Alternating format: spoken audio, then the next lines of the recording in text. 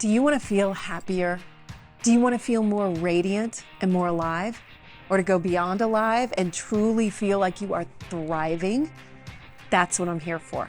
Helping you find that best you that you know is in there. It is.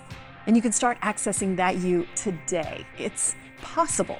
If you're ready for a shortcut to just that, let's work together. Reach out and let's work one-on-one to transform you and your life into happy, into thriving. Reach out to me and book a quick call. It's in the show notes, and let's get you there. Are you really committed and ready? Then let's do it. Personally, I'm the happiest I've ever been thanks to all the practices that I've made a part of my life. You can be too. It is here for you, I promise. You can also access my course, The Youthfulness Hack, which is all about feeling good and getting radiant and all the things I do concentrated in one spot. Go there today and use code AMY15 for 15% off right now, only for listeners of this show.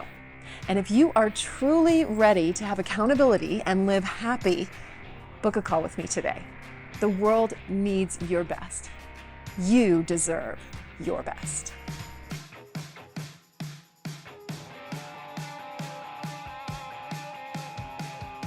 Hello and welcome to the Amy Edwards Show. I'm your host, Amy Edwards, and I am thrilled to be here today. I am thrilled that you are here today. What else is new? It's all thrilling because we're here to better our lives in the most efficient and effective way possible with better habits, mindset shifts, and learning from badass people just like today's guest. So thrilled that you're here. So much gratitude. And if you haven't given your gratitude today, maybe just think of something right now that you're grateful for. Why not? I'm just grateful to be sitting here and about to have this conversation and like the magic of freaking remote interviews. It's really an amazing world that we live in right now, and we take it for granted. So thank you for all this podcasting magic that happens. All right. That said, let's get to today's guest. I am so excited to introduce you to Bridget Hilton. Bridget is the co-author with Joe Huff of Experiential Billionaire, which I happen to have right here in my hand, and the founder of Listen Sound Co., which helps provide listening and hearing solutions for people. I probably didn't say that right at all, but that's essentially what you do. And I, as somebody in this space and shouting out podcasting right now, that's very dear to my heart too. And I love that you do that. You are also the creator of co-creator of the card deck Treasure Maps, which I happen to have as well. And it is exercises to find and rediscover your dreams. So Bridget, welcome. I'm so happy you could make time today. Well, thank you so much. I honestly wish I was there with you guys hanging out in Austin, but I'll take it. Come down. We'll do it again. Absolutely. Maybe Joe can come too. Yeah, that would be fun. Next time for sure. Yes, absolutely. Because I met you through my boyfriend, Justin Wren. And so I'm so happy to connect with you. He actually bought me your deck as a gift, and I've really enjoyed looking through it and the exercises that you have. But I do want to talk about Experiential Billionaire because just the title right there, like, can we tell everybody how wealthy they are? I mean, did you look around and go like, oh my God, we're so much richer than we give ourselves credit for? Because the subtitle is Build a Life Rich in Experiences and Die with No Regrets. I love it. Yeah, I mean, that's what the whole thing is about, is just like teaching people and giving people the tools to become rich in life experiences, because that's really all that matters in life is what you do and how you spend your time. And the name is like, it comes from this whole other story that I can tell you. But the name is funny because it's been kind of an inside joke with me and my co-author Joe for like almost 10 years. So, And y'all are just old friends, right? yeah, we've known each other since 2012. So it's been 11 years now, and we're just, the best of friends and partners. I love it. It's great. That's so cool that you guys have that. Because do you live in the same city, you guys? We both live in LA. Okay. When we first met, we both lived in Studio City, and now we live like kind of further. He lives in Playa Vista, and I live in Malibu, but we still see each other like all the time. So Okay. Well, so how did the title come about? I don't know the story. sure. So I guess I could go into like a deeper backstory to like get to that point if you'd like. Okay. Yeah. I won't go too deep into it, but I like deep. Go as deep as you want. I'm here for it.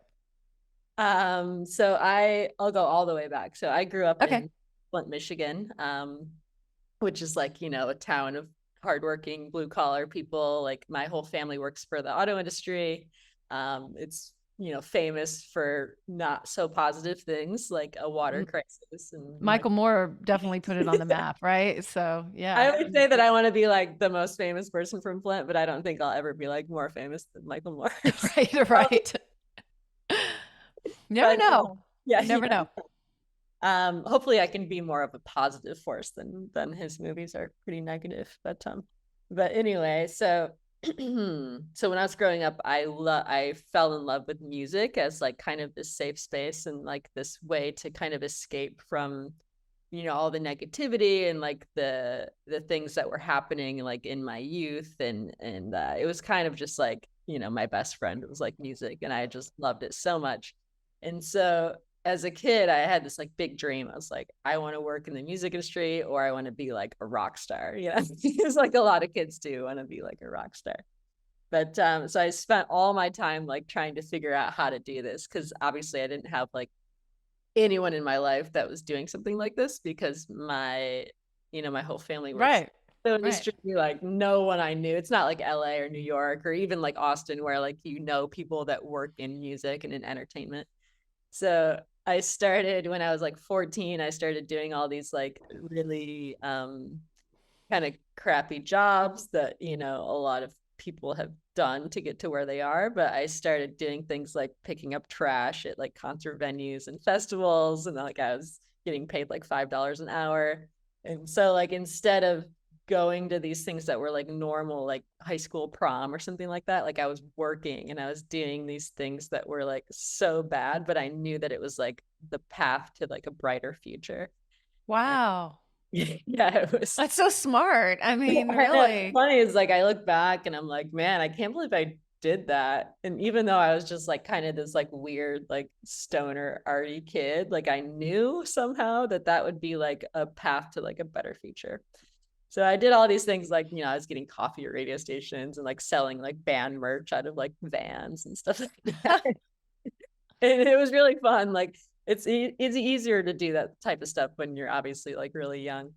But after like 5 years of those, probably like 20 some odd jobs that I was doing, I got a job at Universal Music Group as like in the mailroom, when they still had a Detroit office, which obviously they do not any longer. But Right. at the time they had like branches all over the country that like were the regional offices. Oh yeah.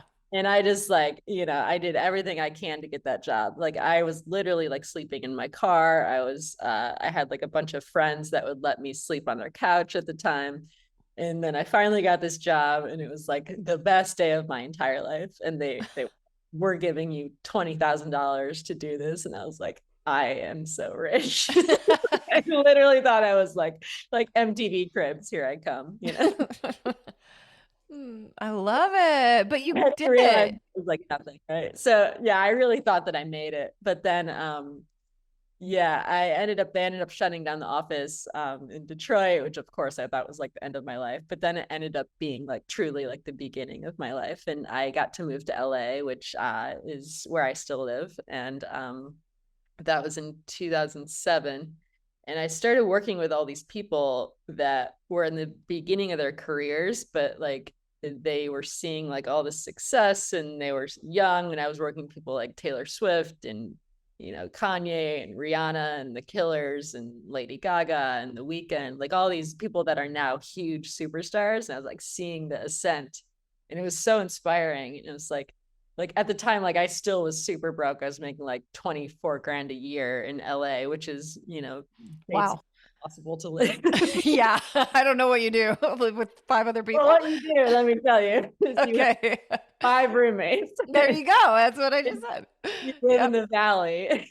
Yeah.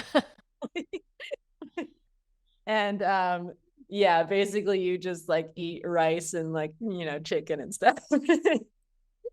But it was funny because I was so happy, even though I was so broke, because I was like living this incredible life of like going to all these shows every night and like meeting all these cool people that like I never thought that I I like dreamed about this stuff when I was a kid. Like I went to like movie premieres and the Grammys and everything. So even though I was like so broke, I was like really happy. And I was finally seeing like, if I work hard and I like have my dreams and I visualize my dreams and I like actually, manifest this stuff, like it can actually happen like to anyone. And I wasn't special in any way, but I like ended up being able to follow this huge dream. So one day I was at my office at Universal City, and I saw this video that was on the internet about this woman hearing for the first time. And she was like around the same age as me. And it was just like this moment of like I was looking at her and thinking like, I can't even imagine like what my life would have been without music and without sound. And it honestly, like this just little YouTube video like totally changed my life again. And it gave me this idea of like, what if I could give somebody hearing for the first time? Like that would be the coolest thing ever, like just one person. It's like, but I don't really have any money. And I don't know anyone that is doing anything like this. So I ended up sending this video to my friend Joe, who at the time was like building schools in Guatemala. And he was the only person that I knew that like had anything to do with philanthropy. Because I didn't know a lot of people that could like give money to charities or like give their time or anything. So I sent this to him and I told him like my idea. I was like, let's start a company that makes headphones and speakers and like regular audio products that anybody can use, and that gives the proceeds to giving people hearing for the first time. And I literally thought like at the time, I was like, we're going to maybe give like a couple people hearing and like that's good. Yeah. That's the big dream. And I thought about it and I visualized it and I was like, this is what's going to happen.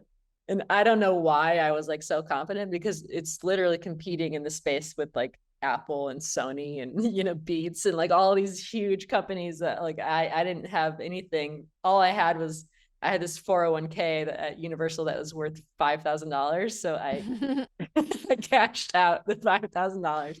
And Joe and I'm not kidding, like high-fived with no business plan, nothing, went to China with the $5,000 and we sourced products for what is now Listen, which is our headphone and speaker company. So a long story short, for the last 10 years, we've traveled the world. We've given over 50,000 kids hearing for the first time. Wow. Which has been the craziest experience of my life. And through this like roller coaster, like it's not all positive, like there was definitely a lot of ups and downs. And we never like, got rich off of this. We never sold the company. We never became like Dr. Dre or something like that. But what we did do is like worth so much more than any of that stuff. It's just so fulfilling. And there was this moment that where I was on these like, kind of silly little lists, like the Forbes and Inc. 30 under 30. And if you know anything about those, I mean, it's like, they're not really real, like I would say. But so I was on these lists and I was like so proud of it. And I thought it was awesome, but I was like, there's no way that I belong on these lists, right? Like I had major imposter syndrome because I was like, unless they met 30 people with like less than $30 in their bank account. I don't know what you're talking about. But so it's funny in that moment, I had all these people reaching out like from my hometown and from people that I had met over the years and being like, wow, you guys are like really killing it. And like, you must be like getting so rich. And I would always respond with, well, not really. We're actually giving all of our money away, but we consider ourselves experiential billionaires. So that's where the title of the book came from. And it's true.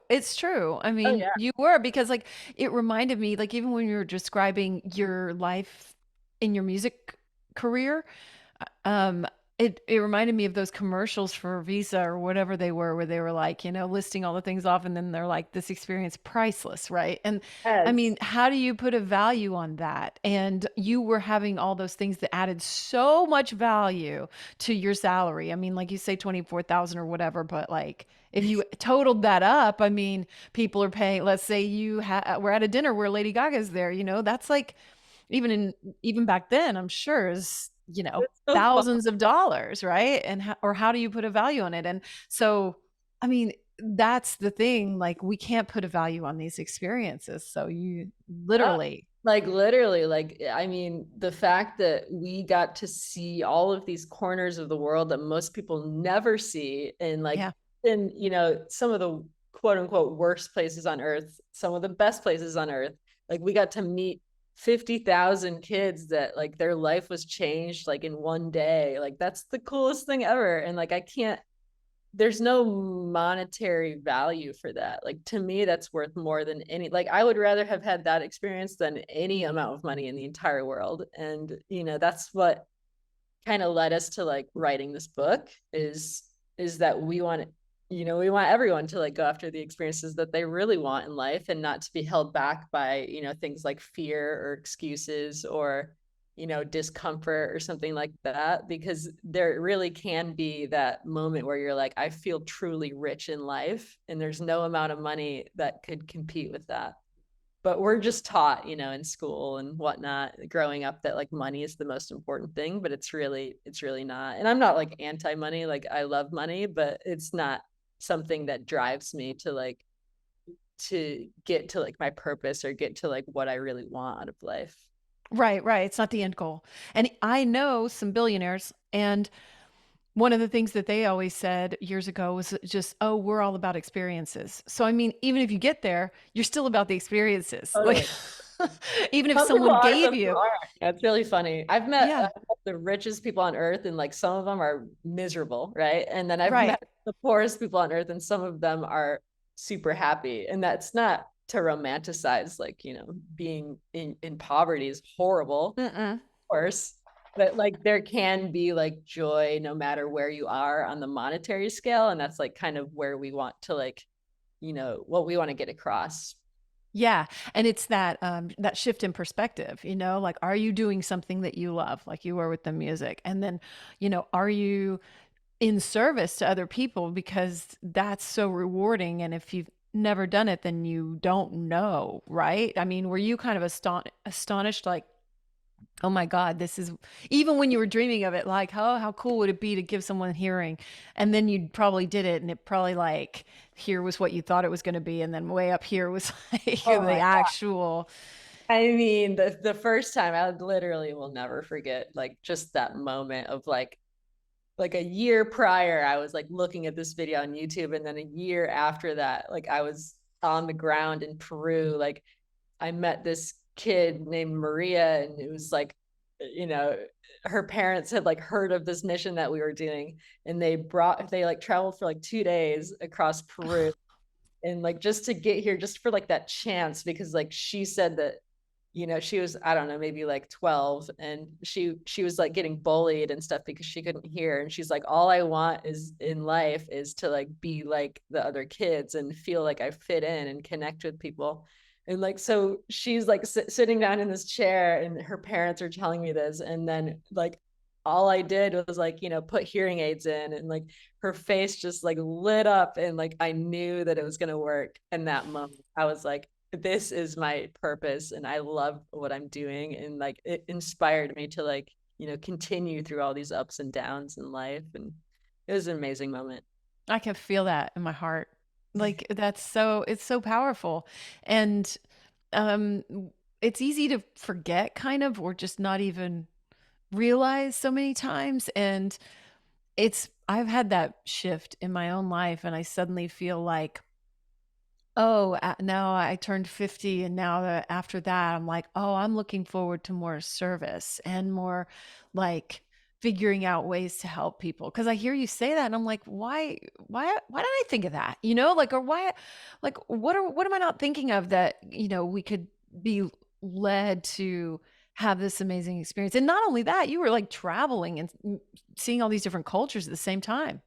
Oh, it was amazing. Like everywhere we went, we tried to really like embrace the local, history and like learn about it. And that's what really like, you know, giving hearing all day long for like 1,000 people is really physically hard. I know that doesn't sound like it, and it's like emotionally hard, because 1 out of every 10 people can't hear no matter what you do. Right. So it's like you're Mm. the That's like being that person that has to tell them no. And it's Oh, really, really hard.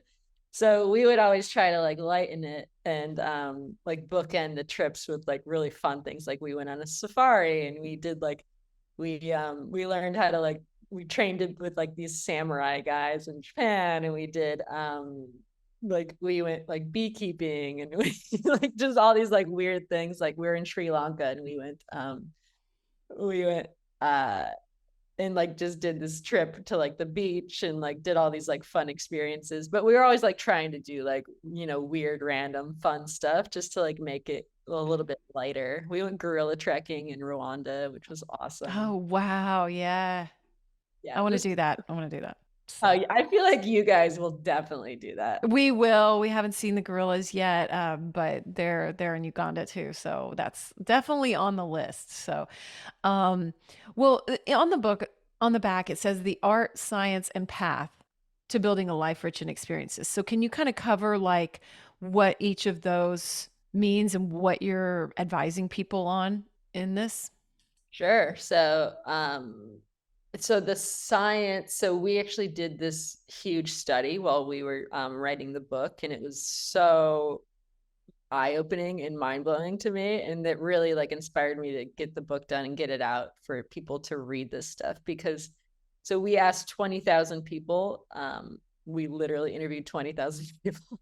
Like yourselves, you interviewed 20,000 Well, people. a lot of it was in person. Like we started with our friends and family, and then we went bigger. We went to retirement homes and we were talking to a lot of elderly people, which was Wow. very cool, and really Wow. gave me like a lot of perspective in my life.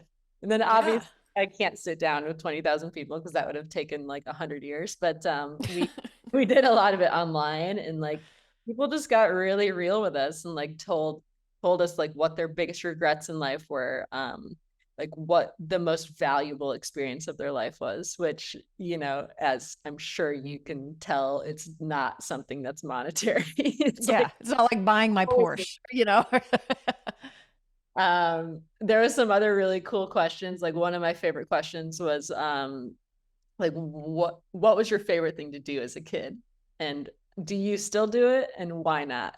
Because a part of our book is about like playing and about like how to like take out that inner child, and like a lot of those experiences like kind of get shut down when you're young, and then a lot of adults don't, do those fun things anymore.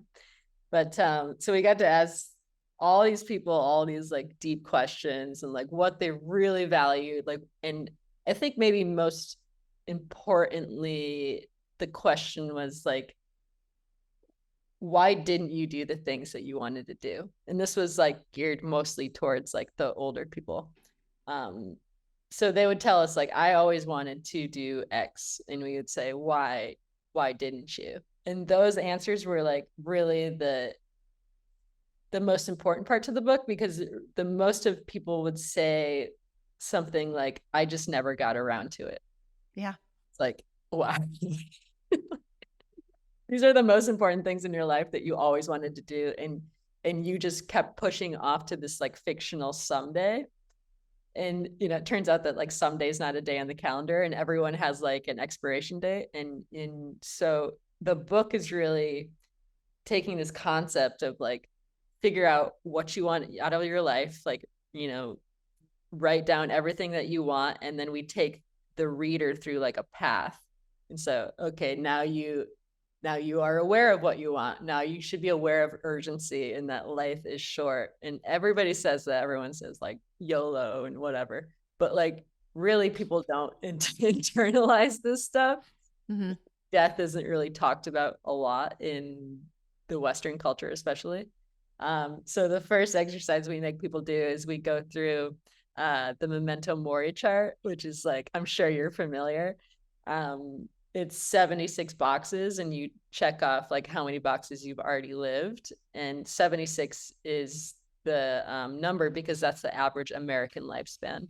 Mm-hmm. It's a little bit higher for women, a little bit less for men, but yeah, so 76 boxes. So then you like take the boxes that you have left and you're like, okay, what am I going to do with this? Let's be really intentional. Like say you have kids and like they're, 14 and you're like, okay, so now I only have 4 years when they're in the house still, like, on average. Yeah, that's for real. I have a 14-year-old and I have an Oh, 18-year-old. really? And I yeah, didn't, like didn't I really. really had some moments like that where I was like, this is just super sobering. I was like, oh shit, this is it. This is it. Yeah, we bring people into that sobriety like right away. It's so crucial. It's so important because we just tend to just go through the motions in our daily lives and then suddenly it's here. Yeah. And so like say your 14-year-old is like, you ask them like, what do you really want to do? And they say something like, I want to see all 50 states, or like just some crazy like big goal, right? And you're like, okay, but I can't wait to do that. I have to do that now. I have to start planning that now. So like, let's go like on a road trip, like, this summer, and like not Yeah. wait. So we're like trying to help people like find that urgency to do the things they want to do now and not wait, because time is undefeated, So Yeah. Well, um, your story is such a good example of finding a way because then we start going, well, okay, to travel 50 states, I got to pay for this and this. And, it's like this whole like that holds us back, that pushes us into the not getting around to it. Or at least in my experience, and like listening to you talk, you just go, no, I'm going to find a way. And it's that find a way attitude, that shift. 100%, because at the end of the day, there's no excuse. It's like I've met, at this point, we've talked to thousands of people that are elderly, and it's always like they just regret the things they didn't do, and now they don't have time to do it, and now they don't have the physical ability to do a lot of these things. Like a lot of people will be like, oh, I want to travel and whatever. It's like, but when you're like 80, like, do you really want to do that? Like, that's I know stairs are hard when you're 80, yeah. I think. So I was like, Like, that's cool if you do, like, and you're still physically able, but most people aren't. Like, that's the reality, Mhm. And Yeah. Are you ready to up-level your pleasure practice? I have in mind, and the main things that have helped me are the tools that I've found from Wands. Wands creates luxurious products that encourage us all to honor our body, celebrate our sexuality, and live in pleasure, with more pleasure all the time. One of my favorites, if you listen to this show, then you probably already know, is the Cervix Wand. Wands has trademarked their #1 best-selling glass pleasure wand. It's for vaginal and anal de-armoring, and it's designed for cervical and G-spot stimulation. And let me tell you, it's incredible. It's helped thousands of women become more connected to their bodies and their pleasure, and supports them to heal pelvic pain through self-yoni massage, and helps awaken more pleasure. Just recently, I've ordered the Venus wand, another trademarked wand from Wands, and it's designed to activate and awaken the G-spot and more. Also, don't miss one of their new offerings, which are free bleed blankets that can be used as waterproof intimacy blankets. They have a beautiful selection now available. But take a look around at wands.com, that's WAANDS, because they have a huge selection of incredible items like yoni eggs, crystal pleasure wands in amethyst, black obsidian, anything that your heart desires, and so much more. Check them out at wands.com, that's WAANDS.com, and use my link in the show notes to get 10% off, or simply enter my code Amy Edwards at checkout. Again, that's WAANDS, wands.com. Y'all, I have started using higher dose products, and I am such a fan. You know, I don't put anything on this podcast that I am not 100% completely behind. And I have a special discount code for you for all higher dose products. I'm so excited.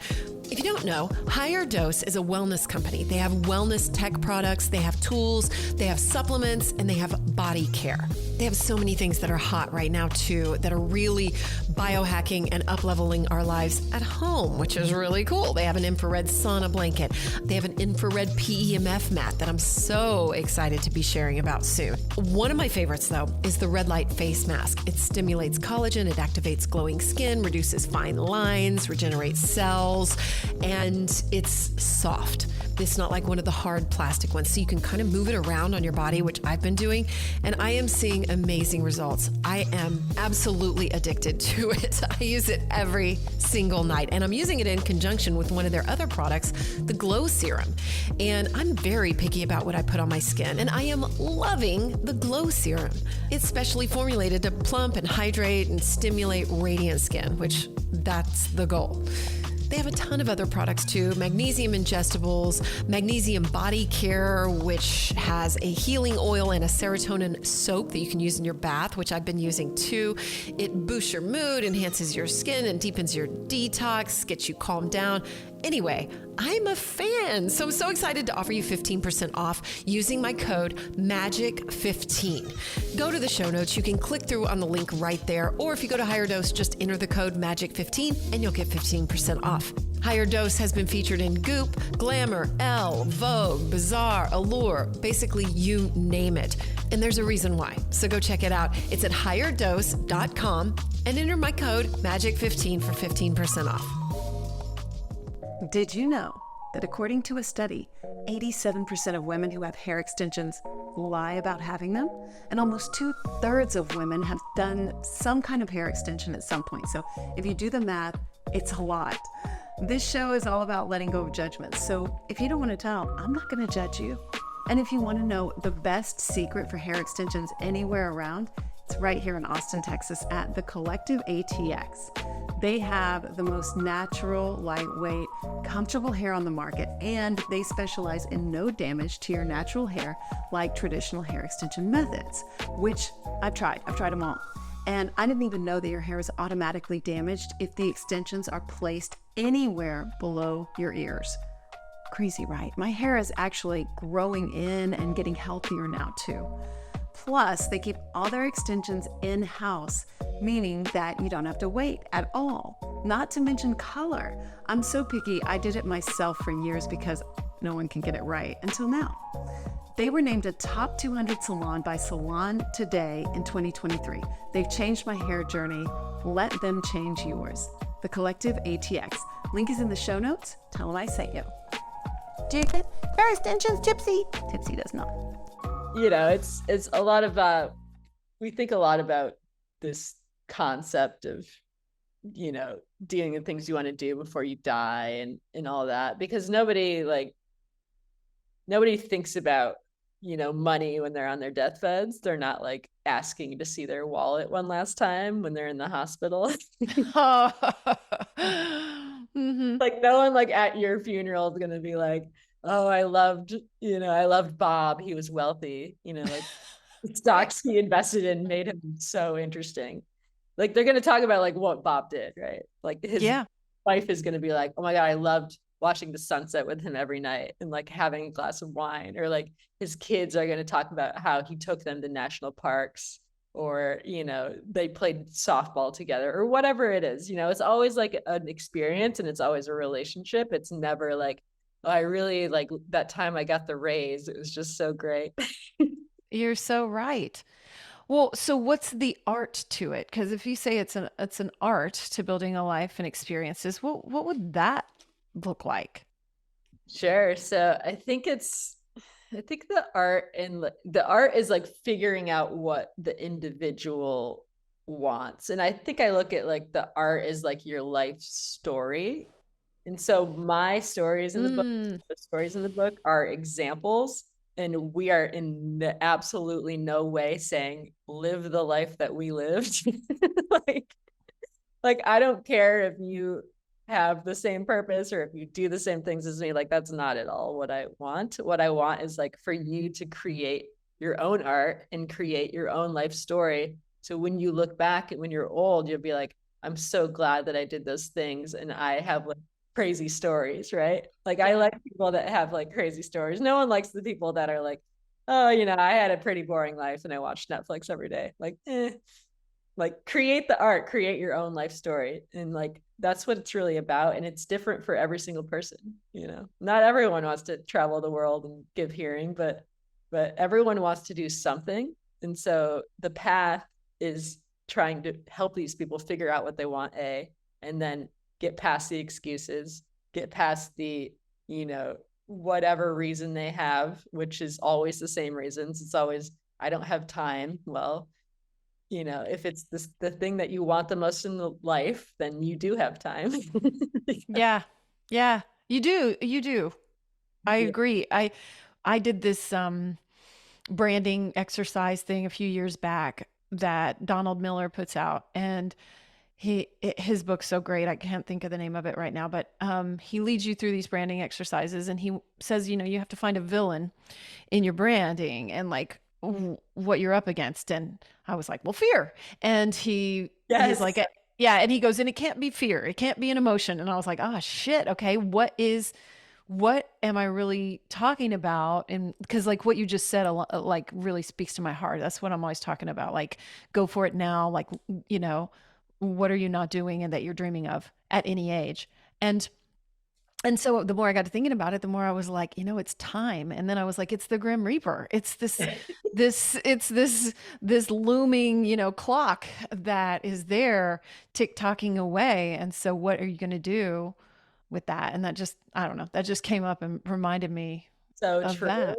Mm-hmm. And not a lot of people think about it that way. And I think that's a huge problem in our society. It's like, it's always like, this is such like the typical response. And I've been guilty of this too. Everyone is guilty of this, but saying something like, oh, I'll do this, insert dream here. I'll do this dream when, the kids are older, or when I get a raise at work, or when I, graduate from, get my MBA, or when I like, just insert thing here, when I retire. It's like, okay, so you're going to wait your whole life to do the things that you want to do. Like, I don't think that that's the way to live. And so we're trying to have people like not have that mindset of like the someday syndrome, which is what we call it in the book. And Yeah. and you're so right. It's just like the time is the enemy, so how are you going to spend the most intentionally that you can? We're so conditioned that way, I think, because I'm noticing it in myself. In January, a friend was like, she plans these big trips as an influencer, and then they bring people on or whatever. And I just love her and her husband, Bonnie Schroeder, if anybody's listening and wants to check it out. And so she, Bonnie? No. Okay. And she tells me in January, she's like, oh, I said, what trips are coming up? Because they're always so cool. And she was like listing them. And she was like, in December, we have Egypt. And I was like, I'm dying to go. I've been dying to go basically my whole life. And I was like, I want to go. And I literally signed us up right then, right? I paid the deposit because she was like, there's still space, 5 spaces, right? So it's coming up really soon on December 2nd. And I have been having all these regrets and worries and everything coming up around it.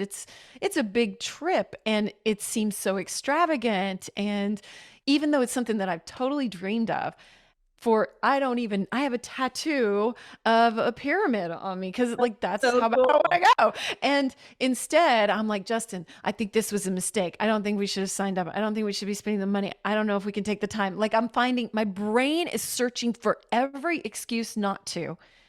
And I'm just kind of astonished, like when I step outside myself a little bit and go, wow, like I'm really trying to hold myself back here. And I mean, do you think we're just conditioned that way from the way our society works, or what do you think that? Because you don't think well, first of all, I want to say like, so that was my goal for 2023 is to see the pyramids, and I did. You did? Oh, you have to give us any tips that you've got. Absolutely love it. It was awesome. It was like such a cool trip, and it's not like an easy trip, and you're right. And it's hard to do things like that. It's so far. It's not like, the nicest whatever, but it was like amazing. And I will always remember that, it's like memory in my life now.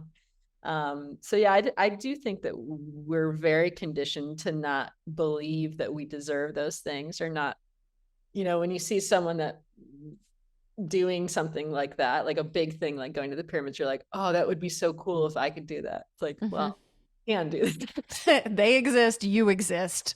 Yeah, like those people aren't any better than, right? Like they're Right. just normal people. Maybe they have more money than you, maybe they have more, time or whatever, but like at the end of the day, that stuff is just an excuse, and like you can figure it out if it's the one thing that you really want to do. And so I'm happy that you guys are going. That sounds awesome. I'm jealous. But what do you think that is that like makes all those people say when I'll get around to it, that made me think those thoughts? Like, do you think there's something in the way that our psychology works, our brains work? Are we societally conditioned? Like, what do you think that really, the root of that is, and I'm sure it's different for a lot of people, but is there something overarching in our society that you can point to and go like, you know what, we've been doing this for 200 years or whatever it is? Yeah, I mean, I think it's 100, maybe not 100%, but close to 100%. Everything is based in love or fear is what how I like think of things, but I think fear is the number one driver in everything. And if you look at any problem and you go underneath the layers, you're going to find some fear, like maybe like 3 or 4 layers down. You should be like, oh, I don't know if I can do this, or I don't really want to do this, or I have, even if someone says like time or money is their excuse, I think fear is always the underlying thing. And it's Mm-hmm. and we're just conditioned in this world. I mean, look at like the news. It's like everything is so negative and everything is so like scary, you Oh, know. it's always like right now is the worst time in history ever. And you're I, like, I hate it. really? They said that like 10 years ago. They say that every Every 5 years. day, every Yeah. day, really, every I'm day. like, it's really not like, you like there are bad things happening. Obviously, there's terrible things happening right now. But in most places, most people, whatever, we have a chapter in the book about this actually, about how like if you just expose yourself to new things and new people and new cultures, things will become less scary. And you'll be able to do more things that you never thought you could before because you were like, oh, that's like the other, Like I I've, think I've that been way. kind of going through that in my own mind right now. Like, no matter what it is, I'm like, it's just people. It's just a person. It's Yeah. just a person. Like, and I've been like pulling myself back to that lately. And I'm like, oh, yeah, your taxes. Well, it is the IRS, but really I'm just dealing with a person right now, like my accountant figuring it out. Then you talk to the next person, and it's just like, it's a person. I It's a love person. that. I'm gonna find myself in that when I get caught up in stuff like that. But I definitely like, I mean, I can't tell you like how many times I've been going somewhere and like someone will say like, "Aren't you scared?" I'm like, "No." like like you're just going to a new place where like people live. It's not necessarily scary just because it's different, right? It's just different. It's like there's other people that have, we're still 99% the same, no matter Yeah. where you so. And most of the time, that scariness is our fear taking us out of the present moment, rather than like really just being grounded in what's happening at this very moment. It's handleable. It's like, Funny, like I went to so on my Egypt trip, I did India and Egypt in one like long, like month-long trip. wow. And and a lot of people were like, "Oh my God, aren't you like scared?" I was working in like the slums in India, and people were like, "Oh my God, that's so scary." Like literally, I can't tell you how safe I felt, how nice every single person was, how kind people were and grateful, and like it was just so beautiful. And I write about this in the book about how like I think it's really easy to get scared of people that are like, you don't understand or whatever, but you can find all this beauty in the world by just being open to these experiences. Yeah.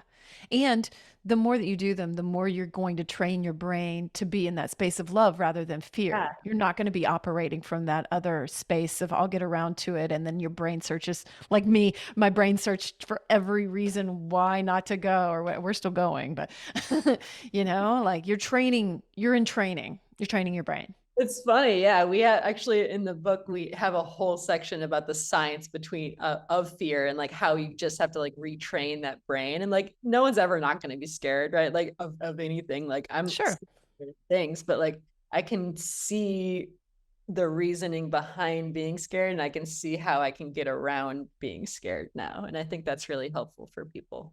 Yeah, it gives you that way to step outside yourself a little bit more and just be like, "Oh, I know this. I know this. I've done this before." And you can see the path around. And speaking of paths, then you've got your treasure maps, Yeah. and you like that little segue there. And That was and pro. Yeah. it's a deck of thought experiments and exercises to identify, rediscover, and execute on your personal dreams and goals. So I love that. I'm like so into like practical ways we can do it. And this has a ton of really cool exercises in here. I've had fun just flipping through it. Like one of them was write 2 obituaries, and you know Where did that one go? I was gonna point that one out. And imagine your funeral and who will be there. I had to do this once in college. I took a class on death, and it was so helpful to me because it really it was called Death in America, actually. And so it really made me write my own obituary. It made me think about some things that that urgency, right? And I love that you took that. So funny that you took that class. I always say that I wish that they had classes like that. And I've never heard anyone say that they did. It was literally I think the best class I took in college. I reference it more than anything else. It was called Death in America. And we just talked about, we touched on, how other cultures do it, but we really talked about us, and we have a pretty fucked up way of dealing with death. That's for sure. And so these exercises there's some things in here that we did. And I'm like, that's so valuable, and things that people will put off and be like, I didn't get around to imagining my funeral. It's like, yeah, I'm watching my Netflix show. I love that exercise. And then in the book, I also write about my quote fantasy funeral. I love it. Oh my God. Yes. I really want you to read that story because I had fun with it, of course, because I'm not that serious sometimes, but I wrote all these things I want to play the final countdown. I want to serve wine and pizza, and I want it to hell be yeah. Yeah. And I want someone to send my ashes off on my surfboard. This sounds great. Wow. Take my phone afterward and text everyone and thank you for coming. Yes. Oh my God. Even though it's funny, it's that was really helpful for me to envision. And I actually did a similar exercise in my work life. Early on, I would do kind of a future resume, you kind of you would do a future obituary, right? It's what do I want it to look like in 20 years or whatever? What do I want my career resume to say? And I think that the obituary is kind of the life resume, right? So you want your life resume to have all these cool things, but if you don't start now, it's not going to be on there. Oh my God, this is a brilliant idea. I mean, I've talked about we've talked vision boards, I've talked about audio vision boards, but a future resume and your dream funeral. This is, I mean, so good. Is that one of your favorite exercises? What exercises have pushed you the furthest and really made the most difference to you? I think that one has made a huge difference. And then, so the treasure map exercise specifically is that was probably one of the first things I did. And that's imagine your doctor calls you, right? And they're sit down, we've got some serious you're okay. And they're you have 1 year left to live.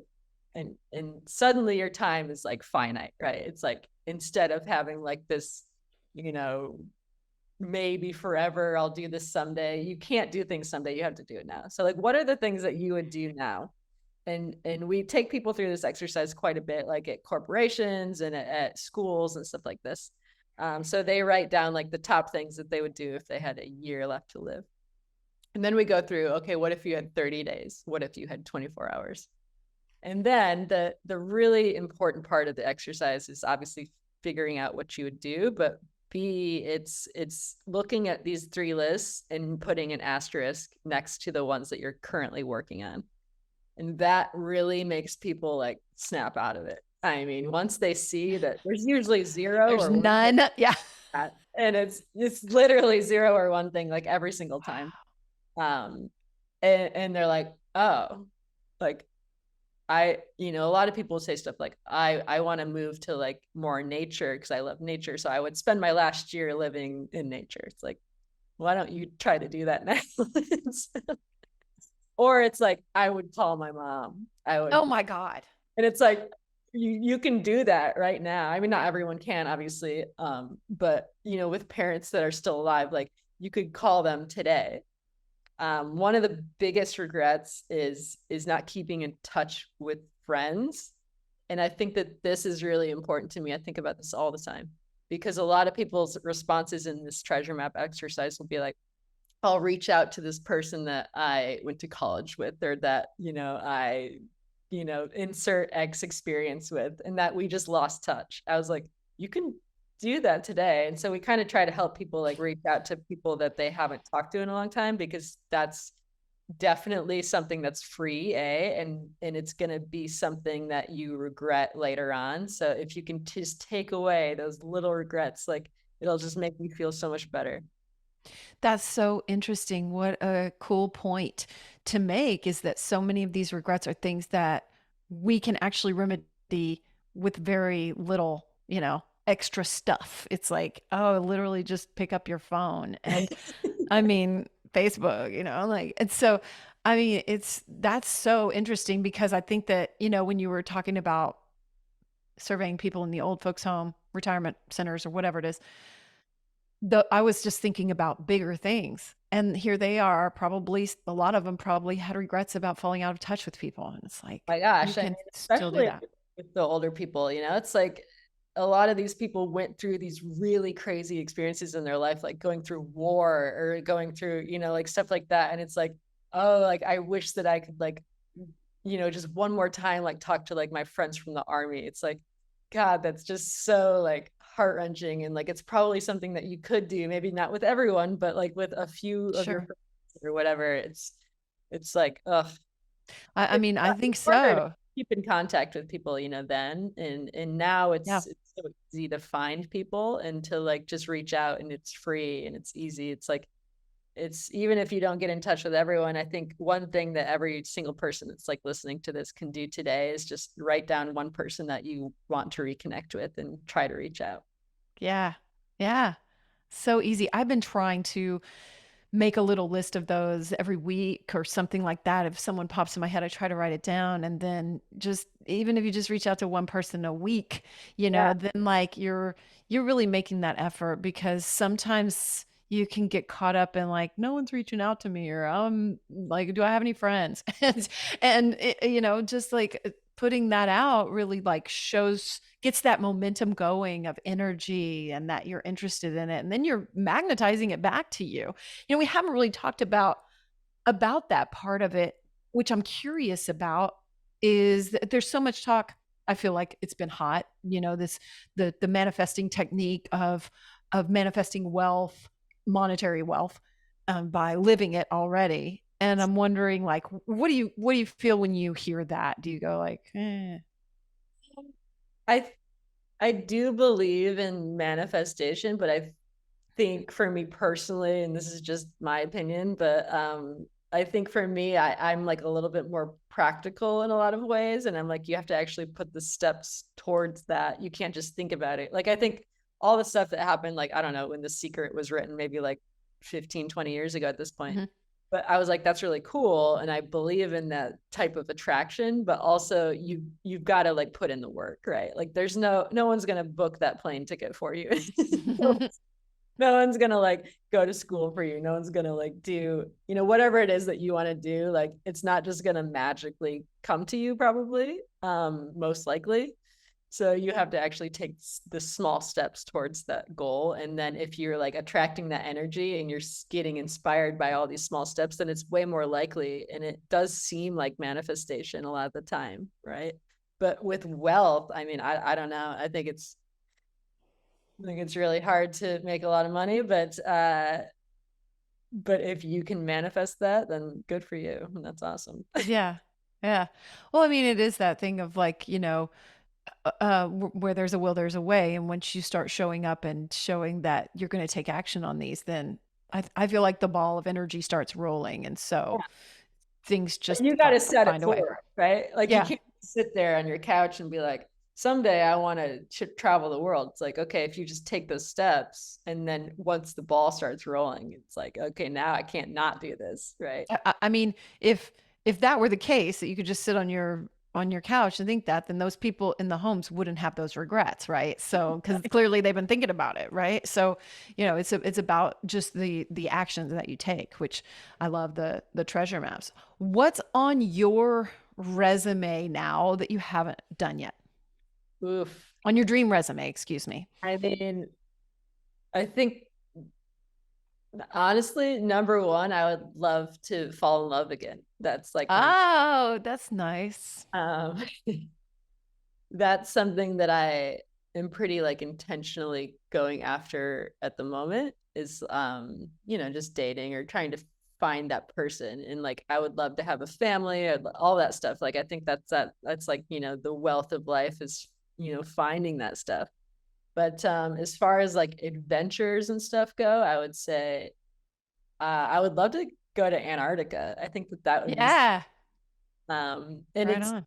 one of those trips that's like a really big expense. It's a really big commitment, but it would be so cool. And you just don't really know how long that stuff is going to be viable for. Yeah. So that's definitely on the list. I'd love to like hike Patagonia. I think that would be super cool. As far as like, so I actually already wrote out some goals for like 2024. One of my goals, which is very scary, is to do a stand-up comedy set.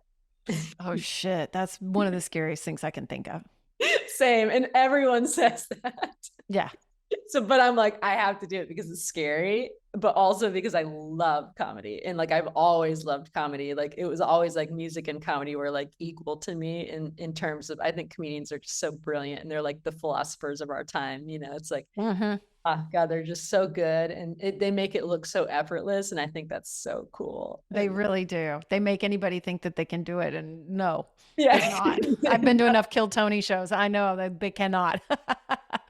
exactly. So that's like on my list. Right now I love what I'm doing. So I'm super happy with like speaking to people and, speaking to corporations, speaking to universities. And that's like definitely on my life resume right now is just to do that as much as I can. Cause when somebody comes to me afterward, it's like, oh, I never thought about this way. I'm going to take my dad on this trip. I'm going to, take my kid and do this. I'm going to teach my boyfriend how to do this or whatever, like whatever it is, like that fills my cup and it makes me feel really good. And I love to have that like little ripple effect on people's lives.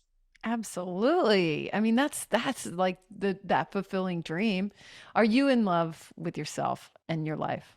I I do love myself. It's funny, I've been like single and like dating for a couple years and in that time I've really fell in love with like myself and I feel like before that I wasn't really because I was like seeking, you know, that from other people and I don't feel that way anymore. Like I think that anyone that's in my life now or being added to my life is just like a positive addition and I can be positive to them and they can be to me, but it's not like I'm not going to hate myself if they don't love me. That's kind of what I was getting at, since I knew you were dating, and that was the same progression for me. I learned to fall in love with myself so much more, and it was of such value. And then you're just like that, and that's the paradox again of like, oh, and now that's just such a beautiful energy that you're putting out, and then people are like, oh, I'm attracted. Yeah, and now So, you have like the most beautiful relationship. I love like I love when Justin posts and stuff. It's just so cute. You guys are the cutest. oh, thank you. That's very kind of you. Thank you. It takes practice though. It's a practice again, just like these treasure maps, just like life, it's all a practice and the self-love is too. Like I have to focus on staying in love with myself in order to keep our relationship really like shining. And I'm like, Right. it's such a funny thing that seems backwards. Yeah, and like we have a whole section in the book about relationships and how like novel experiences really are like the key to keeping relationships alive. And like everybody kind of knows that in the back of their head. They're like, well, if I'm just in a routine every single day, things are going to get boring, right? Of course. Mhm. But a lot of people don't actually act on that. And so I think that you guys are doing a good job at like having these like new fun experiences and like going to the pyramids. Like that's so awesome. And like that will like really keep things like amazing forever. Even if it doesn't have to be that big of a thing, right? It doesn't have to be. No, certainly not. It It can can be a be like hike. making a pizza at home. Yeah. Yeah. Absolutely. Absolutely. You sure can. And so thank you. What did we miss today? What is there anything that we didn't get to or anything that just came up for you that you feel like you really want to share, reiterate today? Um, I think like one really random thing that I just thought of that we didn't talk about is like lifelong learning and how important that is to like living a fulfilling life you know, when we did the survey, we asked people like what they wanted to do. And a lot of these answers were like, I want to learn how to play guitar, or I want to learn how to speak Spanish, or I want to, you know, learn how to paint. It's like, okay, all of those things are free or cheap. So it's not a monetary thing, right? But we're kind of like raised with learning new stuff. And then once we like hit adulthood, we're like not like most people don't even like read, right? Right, right. So I think I want to emphasize like the importance of like if you want to learn something and you're an adult, like go for it. And you don't have to be afraid that like you're a beginner or that you're gonna look dumb. Like people will be like admiring you for trying something new, and maybe you inspire them to follow their own passions and like learn how to, you know, play piano or whatever it is. And there's like a really negative stigma around like beginnerhood, and there doesn't need to be. So I couldn't agree more. I mean, as somebody who took up the guitar at 40 years old, I I love, totally agree. And it's getting over, really, we impose the stigma on ourselves, in yeah, my totally. experience, because from the outside looking in, most of the time people say, that is so cool. And Yeah. so I don't even know where we just have this fear of looking stupid. And, Yeah, you just, once you break through that, anything's possible. I agree. Yeah, like I like to tell the story about how I lived in LA for 14 years before I tried surfing. And now I love surfing and I'm not good at it, right? But like I love it and it's fulfilling and it's something that I want to get better at. But I don't not do it because I'm not good at it. And the reason why I didn't do it for 14 years is because I thought people would think I was stupid because I wasn't good at it. And Ah, the truth man. is that nobody cares. Right. Nobody cares. And actually, if anything, they care the other way. Like, oh, Right. maybe I should go try Yeah. whatever it is that I'm Oh thinking my of God. I've had trying. so many people like message me on Instagram, like if I post a picture of surfing or something, but oh, I always wanted to do that. Like, well, come with me this Saturday, you know, like, and then you forge these bonds with people that maybe you haven't seen in a long time or whatever.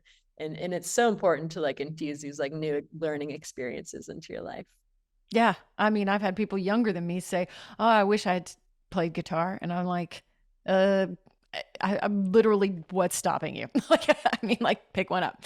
Yeah. And I know I totally agree. And I think it's a big key to youthfulness as well, is that sense of because you said we do it younger and then we enter adulthood and it's like, okay, know, That's like, like everyone's excuse too. Like, oh, I'm too old to do this. Like, yeah, are you still alive? Are you still breathing? You're still physically able. Like you, like I'm right. pretty sure you can pick up a guitar. Like it's not that. Right, right.